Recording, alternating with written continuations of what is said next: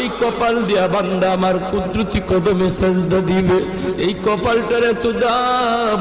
এই কপাল কোন ফায়াকুন বললে হয় না, এই কপাল ফেরেশতাদের হাতে বানাইলেও হয় না, আমি আল্লাহ নিজের হাতে বানাইছি।